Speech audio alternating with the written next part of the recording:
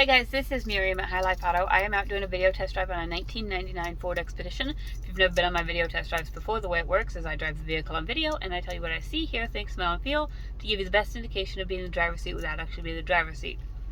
I'm not a mechanic and this is not meant to be a 182-point inspection. Rather, this is meant to be a sneak peek into how the vehicle drives and any potential issues I notice as we're going along. So we'll take a look around the vehicle, we'll take a look under the hood, and then we'll go for a drive. Pop this hood, and here we go.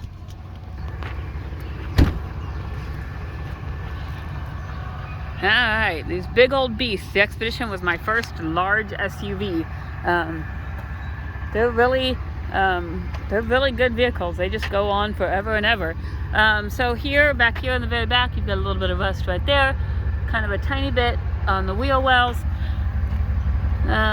These tires are probably about 50%. They are kind of weather cracked, so they won't last forever, but they do have good tread on them. He unlocks the doors.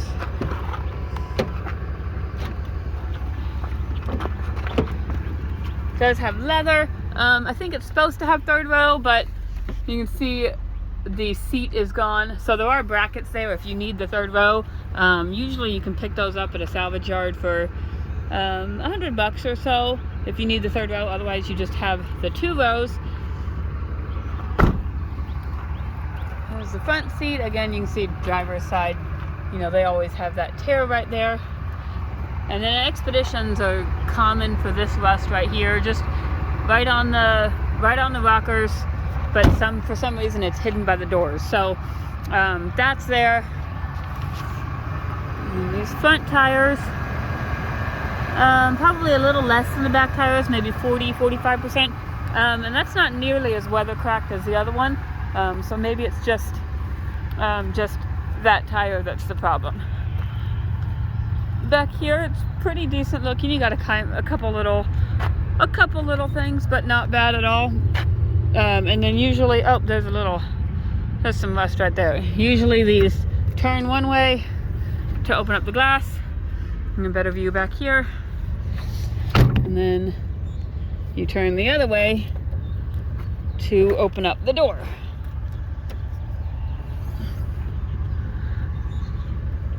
So either way works. Make sure that's shut. And on this side, again, it's a pretty decent body. Like, I don't see a lot of rust. I think Expedition, they do a good job of hiding the rust because it is down there. And that's common on almost every older Expedition I've seen. They just have that running there. And I had some guy tell me that it's because the water runs down and then it runs along those foot things and it just rusts, and I don't know why. Up here on the hood, you've got a little bit of paint things going on. We'll get underneath here.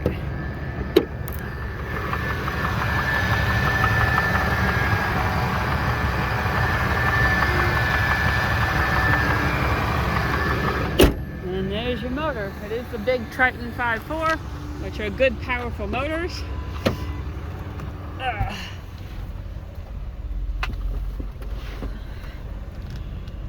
Alright, in here, we don't have, oh, we've got an airbag light on the dash. And this used to light up.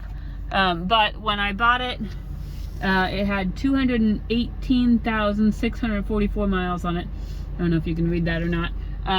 218,644, and so, you know, we've driven it a handful of miles. It's probably got maybe at most 230. So that's about where that's at, and I think that still lights up. It's just, maybe it's just too bright outside or something. I don't know. Those do tend to go dim after a while, but that's just so you know, that's where it was at. Certificate to the Radio works. I'm gonna turn.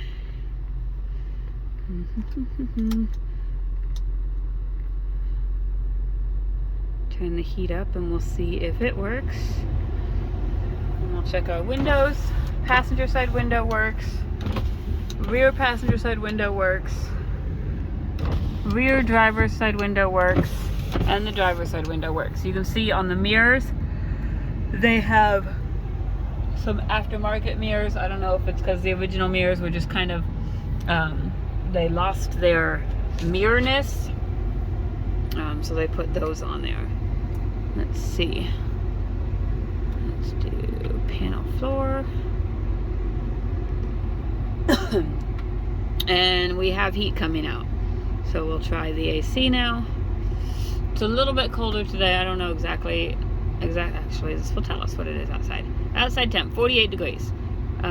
So we'll see if we can get something that feels like air conditioning. Max AC. And I would say that's probably air conditioning. That's probably not air from outside. So I would say the air conditioning probably works. We have 4-wheel drive. I'm going to put it in 4 high. We have right there our 4-wheel drive indicator on the dash. And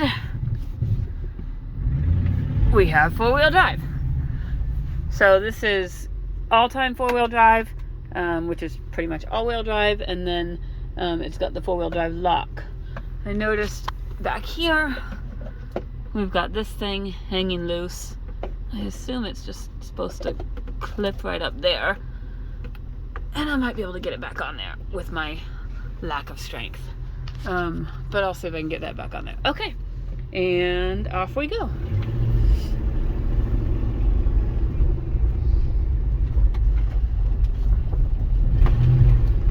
These things just feel like tanks to me. You just get in them and you sit up super high.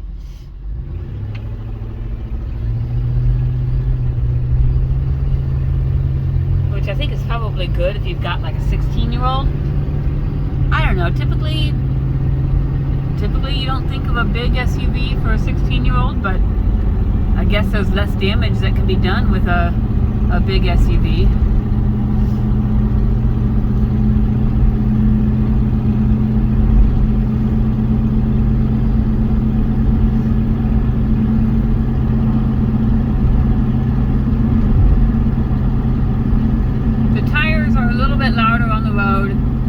Because of the aggressive tread pattern of them. They're Goodyear Wranglers. They're just a more aggressive tire, so they tend to make more noise on the road.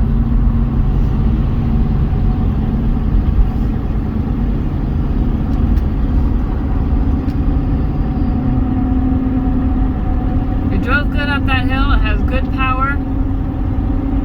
I don't hear any suspension noise. Left turn signal works, right turn signal works, windshield wipers work, horn, yeah, there we go. Horn works, you just gotta push on the sides. Horn works, let's turn the cruise on and see if we can get that going. Let's see. Alright, I think we've got cruise on. I don't have anything that says the cruise is on, but I'm staying steady right at 56 miles an hour, so it must be on.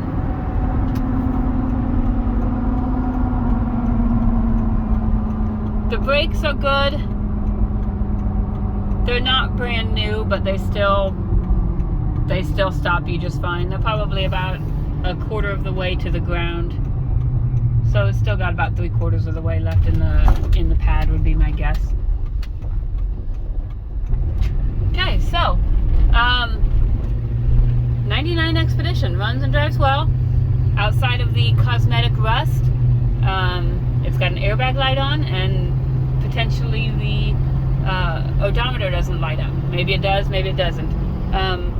Other than that, the heat and AC works, the radio works, the 4-wheel drive works. It's pretty clean inside. Yeah, that's that. So, if you guys have any questions, hit me up. My cell phone is 309-267-7200, and I can answer any of those questions for you. Thanks, guys.